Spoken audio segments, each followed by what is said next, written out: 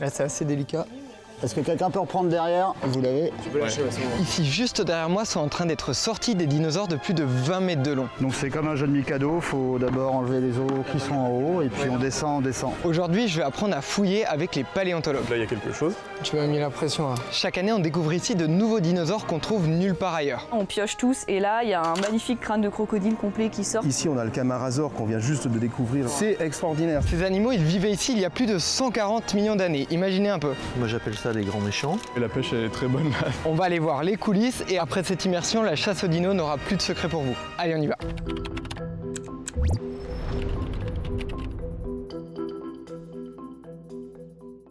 Là, on arrive dans un lieu assez unique en France.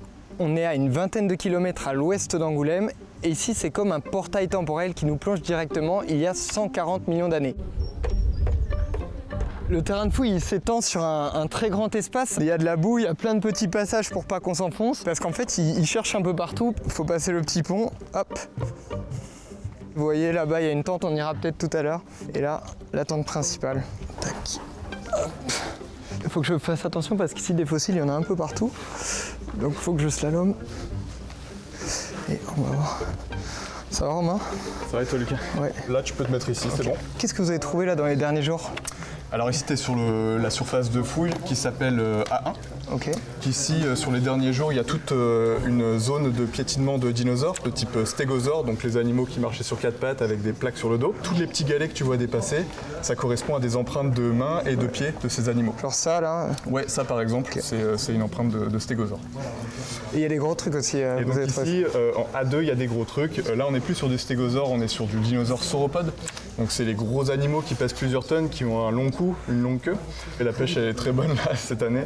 Et il y a beaucoup de choses qui sont sorties. Comment vous sortez les fossiles? Non, on va utiliser ce qu'on appelle c'est une truelle. On l'appelle les truelles d'archéologues, mais tiens, vas-y. Hop. Donc là, tu peux attaquer cette banquette. Il faut y aller doucement. Et tu peux, regarde, tu vois, c'est-à-dire enfoncer la truelle comme ça sur un niveau assez... Okay. Voilà, bah c'est parfait. Et ensuite, tu soulèves juste la motte en un coup assez franc, on va dire. Et puis après, tu vérifies. Bon, là, il n'y a rien a priori, donc on peut continuer. On fouille horizontalement et ça risque moins de casser les fossiles. Là, tu vois, par exemple, j'ai un fossile. C'est pas un fossile de dinosaure, c'est un fossile de bois. Comment tu sais que ça, c'est du bois et pas un fossile d'os de dinosaure? Tu vois, si je passe juste la truelle dessus un peu, et ben en fait ça va tout de suite faire une trace rouge. Et là, donc voilà, c'est que c'est du bois. Ok. Il y a d'autres précautions peut-être pour pas les abîmer, les déterrer? Bah regarde, on va faire une démo en direct parce que là il y a quelque chose. Ah oui. Là tu as un fossile de dinosaure, enfin je sais pas encore, mais en tout cas il y a un fossile de vertébré ici. C'est ce truc là qui dépasse. Ok. Donc tu vas, je pense, remarquer assez rapidement qu'il n'a pas le même aspect que le bois qu'on a dégagé depuis tout à l'heure. On voit un peu, donc il est un peu sale, mais on voit qu'il y a comme des stries dessus. Si tu le touches avec par exemple un outil sans rayer, tu vas voir qu'il est beaucoup plus robuste. C'est vrai que ça pourrait être tentant de vouloir le sortir en attaquant par ici, en faisant une espèce de petit levier comme ça, mais on risque de le casser. Donc là, la première chose auquel on doit faire attention, c'est de bien retirer toute l'argile ici, pour retirer toutes les contraintes sur le fossile et pouvoir le dégager facilement. Ok. Donc, on peut faire ça comme ça, hop. Si tu veux m'aider, tu peux, il n'y a pas de problème. Ok, je dégage ici par exemple. Hop. Ouais, parfait. Tu m'as mis la pression là. Non, t'inquiète. C'est plus gros que le petit bout de bois que tu m'as montré tout à l'heure. Ouais, t'as vu. Hop. Bah là, je pense que c'est un morceau de l'os sauropode. Alors ça va être sûrement un morceau, pas du Camarasaure, mais du Turriasaure. Donc on a deux espèces de sauropodes représentées sur le gisement. Okay. On en a un qui est relativement petit, c'est celui qui est déjà géant, là, il est gigantesque ici. Et on en a un qui est vraiment énorme, pour le coup c'est un des plus gros dinosaures au monde, on pourrait le dire. Donc là ce qu'on peut faire, c'est utiliser le couteau. Donc il va être délimité sur quelque chose à peu près comme ça. Tac. Ça c'est vraiment l'avantage de l'argile, c'est qu'on peut la travailler très facilement. Un peu comme de la pâte à modeler. Ouais, c'est ça. Un peu plus. Et après l'idée ça va être vraiment d'aller chercher en dessous. Je vais prendre ta truelle, je vais insérer pour être sûr qu'il n'y a rien. Ouais, c'est bon. Et là, tu peux en fait décoller la truelle, mais pas en faisant levier. Tu vois, Je la fais tout droit. Ouais, voilà, c'est ça. Je vais le tenir. Et voilà. Ok, donc voilà. C'est ça. Tu peux le retirer avec tes doigts, hein, si tu veux, la motte. Premier fossile qu'on a trouvé. Ah ouais, il brille, c'est joli. Ouais. Et bien finalement... C'est peut-être du bois? Non, c'est pas du bois, c'est clairement un fossile de dino. Au vu de l'aspect, en fait, je dirais que c'est plutôt un fossile d'ornithomimosaure. Ah ouais? Non, tu vois. Ornithomimosaure, Ouais, tu peux c'est nous ça. expliquer pour peut-être que tout le monde ne sait pas ce que c'est? Alors, ce serait bien normal. Un ornithomimosaure, c'est un dinosaure théropode, donc de la même famille que les vélociraptors, les T-Rex, etc. Ça reste une grande famille. Là, c'est vraiment un groupe très particulier qu'on va appeler les dinosaures autruches. Ça va faire à peu près la taille d'un humain en hauteur. Et c'est des animaux qui étaient très athlétiques, construits pour la course, qui étaient couverts de plumes. Et donc voilà, ton premier fossile Trop bien. d'ornithomimosaure. Très stylé. Et comment vous faites pour pas écraser les fossiles déjà trouvés par d'autres quand vous êtes tous ensemble ici à fouiller en même temps? Ouais, bah ça c'est hyper pertinent. En fait, on a une règle d'or ici, c'est que quand on trouve un fossile, on met de l'aluminium dessus. On utilise beaucoup d'aluminium. Comme celui-là là-bas? Ouais, exactement, voilà, comme ça. Et ça nous permet en fait déjà de le protéger, mais surtout comme ça brille, ça nous permet de bien le matérialiser. Et donc vraiment, règle d'or, règle numéro 1, on ne marche pas sur l'aluminium. Celui-là, on appelle ça une esquille, et donc on va la placer dans une barquette qu'on récolte en fin de journée et qui part directement sous la tente de lavage. Où on ira peut-être justement voir cette fameuse tente de lavage. Ah bah c'est là-bas qu'il y a toutes les belles choses.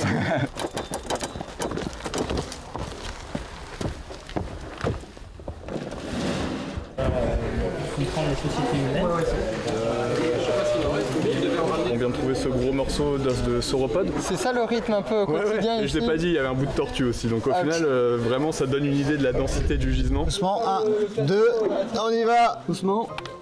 Ah, là, ils sont en train de sortir un dinosaure bien plus gros. Ouais, il y a un beau bout qui est parti. Est-ce que quelqu'un peut reprendre derrière? Je tiens. Groupie. Qu'est-ce que vous êtes en train de faire là du coup? Et ben là, on est en train de retourner un plâtre avec une cervicale dedans. Ouais, c'est le border qui a...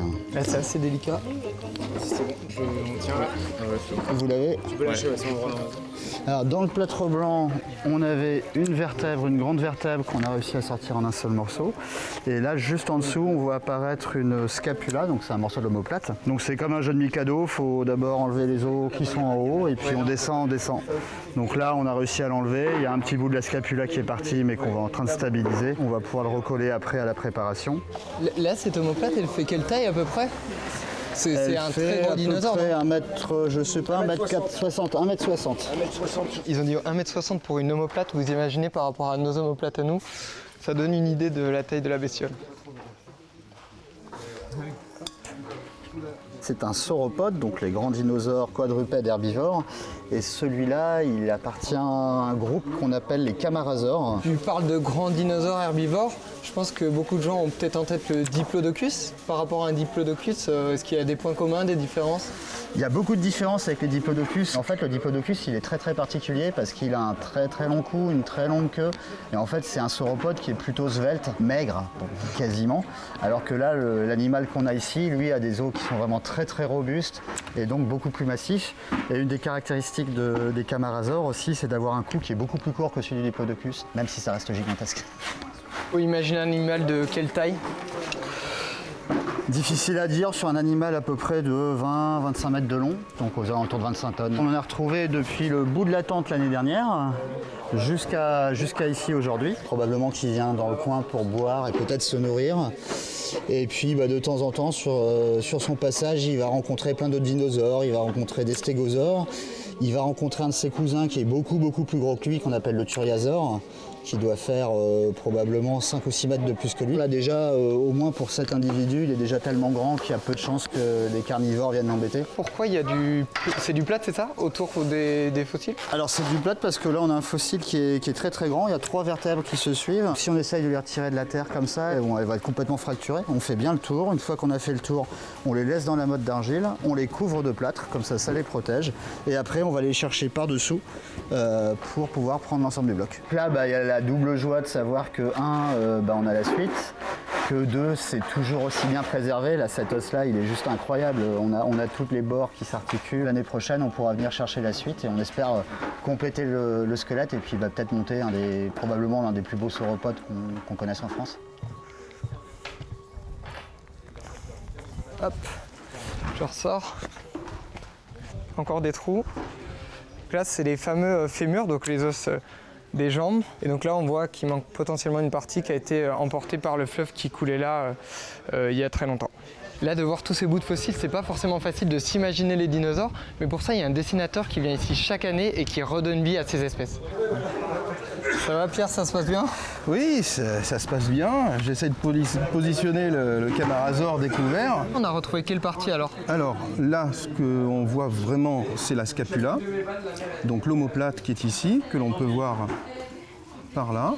Là-bas, nous avons le l'ilion, qui est une partie du bassin. On a trouvé aussi les dorsales qui sont ici. Il y en a 3 vraiment évidentes qui sont là sous le plâtre, hein, c'est ce qui soutient le dos. En plus, ce qui était une surprise, c'est qu'on a découvert aussi une partie de la mâchoire de notre Camarazor ici, et l'année dernière on en avait trouvé un second, c'est-à-dire l'autre partie, et si on les raboute l'un et l'autre, on aura toute la mâchoire du bas. Et peut-être dans les années à venir, le haut de la tête. Ça serait génial de trouver le crâne. C'est fou qu'il y ait autant de fossiles retrouvés là. Il y a oui, quand même c'est extraordinaire. C'est-à-dire que là, c'est la première fois que je peux dessiner un dinosaure comme ça en place, tel qu'il est mort sur le terrain, sur le marécage il y a 140 millions d'années. Et comment tu fais du coup à partir des éléments qui sortent de terre pour avoir voilà, un dessin presque réaliste? Ça fait 15 ans que je suis ici sur Angeac, donc j'ai commencé à avoir un petit peu l'habitude des os qui sont remontés et de faire des reconstitutions de dinosaures tels que les scientifiques l'imaginent.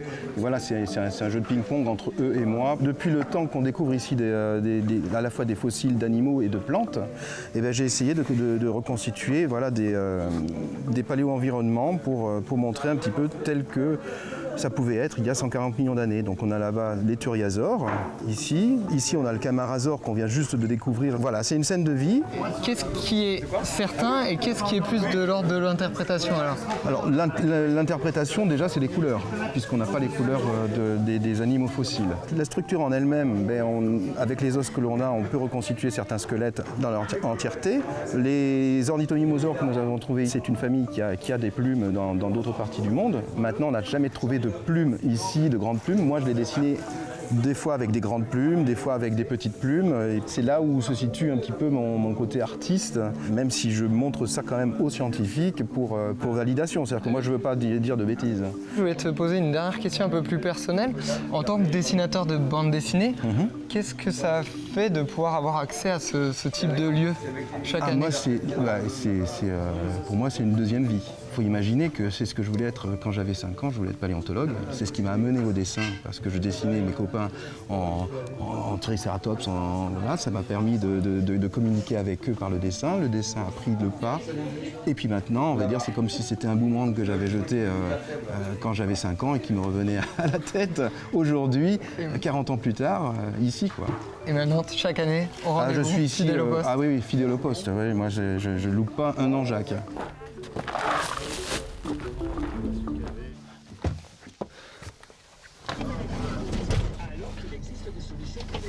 Là, on va voir quelque chose qu'on n'a pas encore vu, un endroit dans une commune juste à côté où ils scannent chaque os en 3D.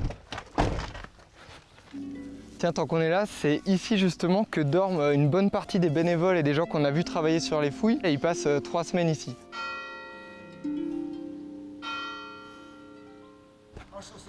En chaussettes? Ok. Faut qu'on enlève les chaussures apparemment. Hello. Hello. Ça va? Ça va et toi? Alors, est-ce que tu peux nous expliquer un peu ce que vous faites ici? Ouais, là en l'occurrence, je suis en train de scanner en 3D côte du Camarazor, tout ce qui forme la cage thoracique. Donc là, ce qui est intéressant, c'est que l'animal en mourant s'est écrasé et donc du coup, les côtes se sont brisées. Je vais placer ça sur un plateau tournant. Hop. Alors ça coûte cher, donc on fait pas tomber. Ouais, je fais attention. Un coup ici pour démarrer le scan. Ok. Voilà, et encore un nouveau coup. Ouais. Alors, quand tu es trop près, c'est rouge, recule. Ok. Quand tu es trop loin, ça va devenir bleu. Et quand tu as la bonne distance, c'est vert. Vert. Donc là, tu Et peux- là, je tourne autour. Tu fais tourner le. Ouais. Ok. Ah ouais, on voit vraiment que ça scanne. Ça Voilà, apparaît si en jamais direct. je mets ma main, voilà, on va voir ma main en direct. Ah ouais. En parallèle, même si on ne le voit pas faire, le scanner il est aussi en train de prendre des photos de l'objet. Ce qui fait qu'à la fin, je vais pouvoir reconstruire la géométrie de l'objet en 3D et en plus y appliquer des textures photos. Le truc, c'est qu'on a des os qui sont, il faut être 5 voire 6 pour les transporter, comme le gros îlon que vous avez peut-être vu sur le terrain Ouais, là-haut ouais. en cours de préparation. Et la grosse omoplate? Voilà aussi. Donc quand on les a virtuellement, on peut les retourner dans tous les sens, sans effort. Donc on peut les étudier à distance comme on veut. Et au-delà de ça, on va pouvoir les réassembler pour reconstituer le squelette de l'animal. Donc ça c'est l'ornithomimosaure d'Anjac et tout l'intérêt de cette reconstitution, c'est autant pour nous scientifiques que pour le grand public de pouvoir se faire une représentation de ce à quoi ressemblait l'animal. Soit quand on a un seul individu, c'est très bien, on prend les os, on les réassemble et on a l'individu. Soit quand on a plusieurs individus du même groupe, mais aucun squelette complet, comme c'est arrivé avec l'ornithomimosaure. Dans ce cas-là, on va prendre ce qui est le mieux préservé, on va tout remettre à la même échelle, parce que comme c'est un troupeau, tous les individus allaient pas la même taille, et on va réassembler le puzzle pour refaire un squelette. Une fois imprimé en 3D dans la réalité, dans le cadre de l'expo qui avait été faite pour le public, il fait 3 mètres de long pour à peu près 1,50 m de haut. Puis on peut faire aussi des études fonctionnelles, biomécaniques. Comment est-ce qu'ils se déplaçaient? Comment est-ce que leurs pattes pouvaient supporter des poids du corps de plusieurs dizaines de tonnes? Des choses comme ça. Là, on voit bien toute la carrière qui continue d'exister en parallèle des fouilles. Là, on était sur la tente principale, mais c'est super grand le site où vous faites des fouilles. En fait, ça fait 16 ans qu'on fouille, donc le site en lui-même fait 200 mètres carrés. Là, on est pas mal. Comment on s'est dit, tiens, si on allait creuser, il y a peut-être quelque chose en dessous? En fait, c'était une grande carrière de sable. Il y avait 10 mètres de sable. Et un jour, en exploitant ce sable et ces graviers, en tirant les graviers, il y avait des gros os dedans. C'était des gros os de dinosaures. Et la première fouille, c'est le petit poteau rose, là, on voit qu'il dépasse de la végétation. C'est l'endroit où on a trouvé le premier grand fémur de sauropode à Anjac, en 2010. Donc il faisait 2 mètres, un peu plus de 2 mètres ce fémur. Dans le secteur là-bas, on avait le deuxième fémur qui était très très grand de sauropodes, qui faisait à peu près plus de 2 mètres. Les ornithomimosaures, tout le troupeau, il y a à peu près déjà une quarantaine d'individus qui sont juste dans le secteur qui est devant nous. Et tout là-bas, on a plein de tortues et de crocodiles qui ont été trouvés. Alors 16 ans après, on est à 8500 fossiles qui sont inventoriés dans les collections. On est à près de plus de 100 000 fragments de fossiles, tout ce qu'on trouve quand on est sur la fouille. 3500 coprolites, donc les cacas fossiles. Et les micro-restes, on a arrêté de compter tellement il y en a.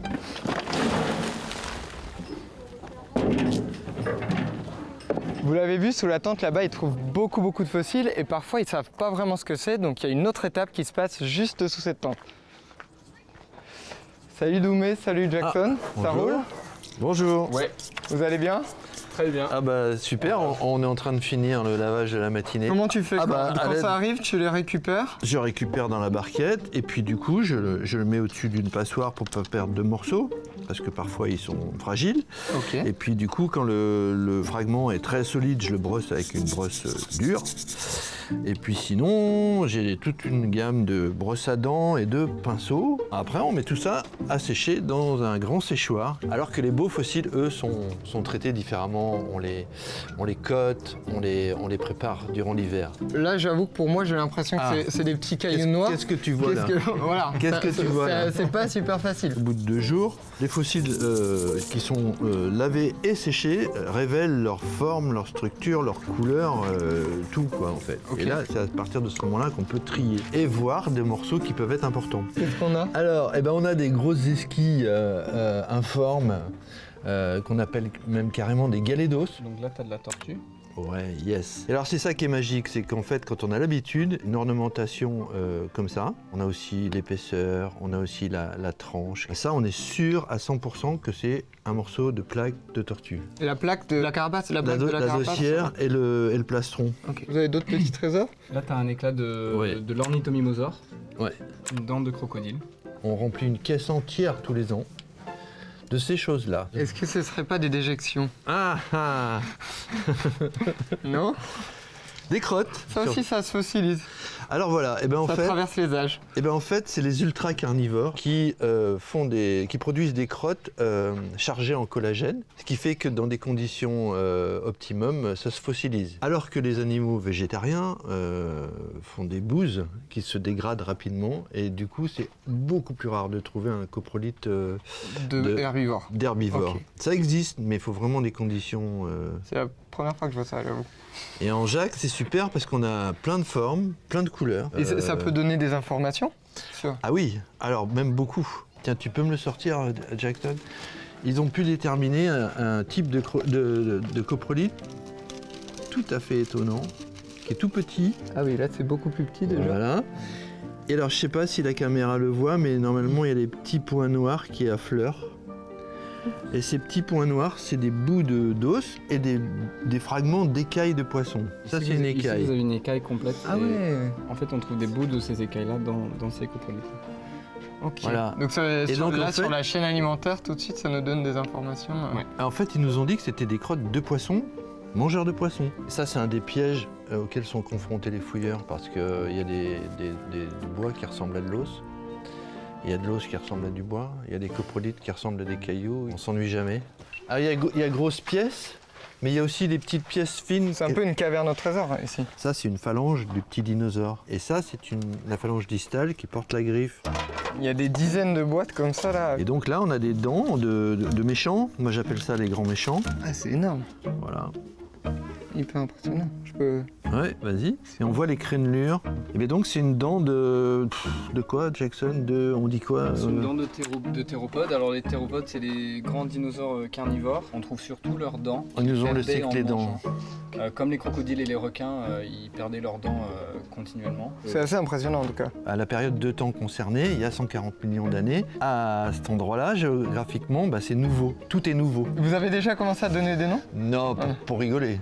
Oui, entre nous. N'hésitez pas à proposer des noms en commentaire. Ah bah oui, s'il trouve, ça serait intéressant.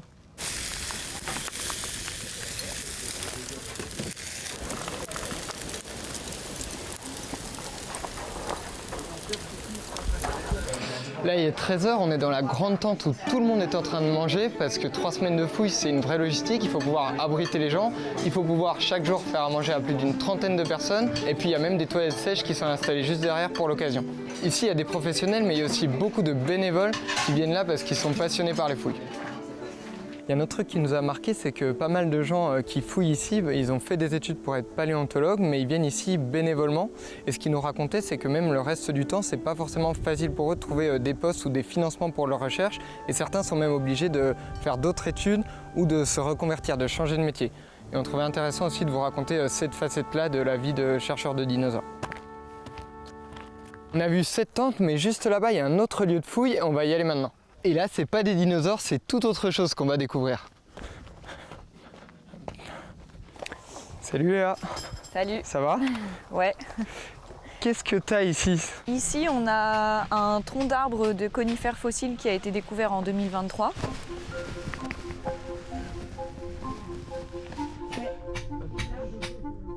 Les végétaux fossiles, ils sont remplis de pyrite et une fois que tu les exposes à l'air, on a des difficultés à les préserver. Du coup, ce tronc d'arbre, on l'a moulé en entier et maintenant on le laisse en place. À quoi il ressemblait? Est-ce qu'on peut savoir? On commence tout juste l'étude. A priori, au niveau des branchages, ça pouvait ressembler à un araucaria avec des branches tout le long du tronc. Et là, on a découvert seulement 15 mètres de tronc. Et puis, on a essayé de voir justement si on trouvait la cime de l'arbre ou la suite du tronc. Faites attention, hein, c'est... Ouais. Faire on attention. a fait des petites marches déjà, c'est pas mal. Qu'est-ce que c'est que toute cette partie blanche là, juste ici? Et ben en fait là, c'est un moulage en latex d'un amas de branches qu'on a découvert cette année. Je te montre ici. Mais en gros, ça c'est une grosse branche, tu vois, qui continue jusque là-bas. Là, elle part sous une autre branche qui arrive dessus. Ça va être plein de branches qui sont enchevêtrées.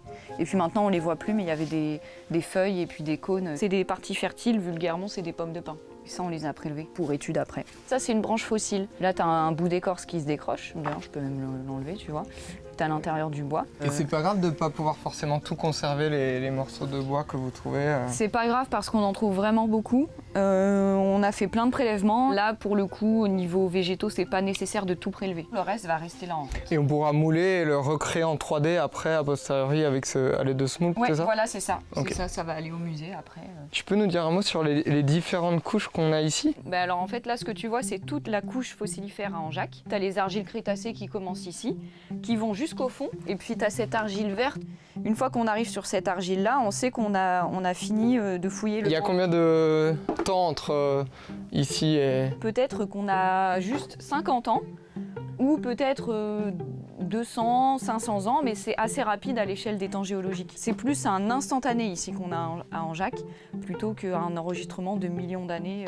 Un instantané, mais qui lui remonte à 140 millions d'années. Voilà, c'est ça. Okay. Et on le sait notamment parce que on trouve en fait les fossiles parfois à la verticale, à travers toutes ces couches d'argile. Donc on sait que ça a été déposé au même moment. Depuis qu'on est là, on a vu qu'il y avait on trouvait énormément de choses ici, oui. Beaucoup plus qu'à d'autres endroits en France. Est-ce que ça veut dire qu'ailleurs, il n'y avait pas de dinosaures à cette époque? La fossilisation, c'est un phénomène hyper rare et c'est juste qu'ici, Les eaux et les végétaux se sont très bien préservés. Le fait que ce soit dans un milieu avec de l'eau, avec beaucoup de boue, quand tu as un animal qui va mourir par exemple, il va être directement enfoui dans l'argile, il va être protégé. Ça ne veut pas dire qu'ailleurs, à cette période, il n'y avait rien, ça veut juste dire que ça ne s'est pas fossilisé. Est-ce que tu as un souvenir en particulier, quelque chose qui t'a marqué, un truc que tu retiens de ces 11 ans? Angeac, pour moi, c'est particulier. Tous les gens qui gravitent autour du site, amateurs, professionnels, qui sont devenus des amis et même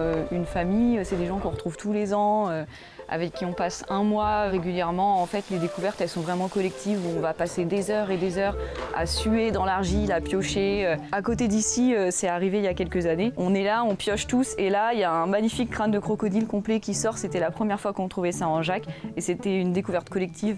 Et c'est ça qui fait cette émulation angeacaise autour des dinosaures. Voilà, c'est tout pour cette immersion sur le terrain aux Fouilles d'Angeac. Moi, j'ai adoré cette expérience. Si vous aussi, ça vous a plu, n'hésitez pas dans les commentaires à nous suggérer des idées d'autres tournages sur le terrain. Un grand merci à Alcène derrière la caméra qui m'a filé un bon gros coup de main sur ce tournage. Nous on se retrouve dans quelques semaines, mais en attendant, vous pouvez retrouver tous les autres épisodes dans la playlist Lucas Explique, et à bientôt. Et pour ne rien rater de nos vidéos, et celle d'Alcène aussi, vous pouvez vous abonner à la chaîne YouTube de Brut.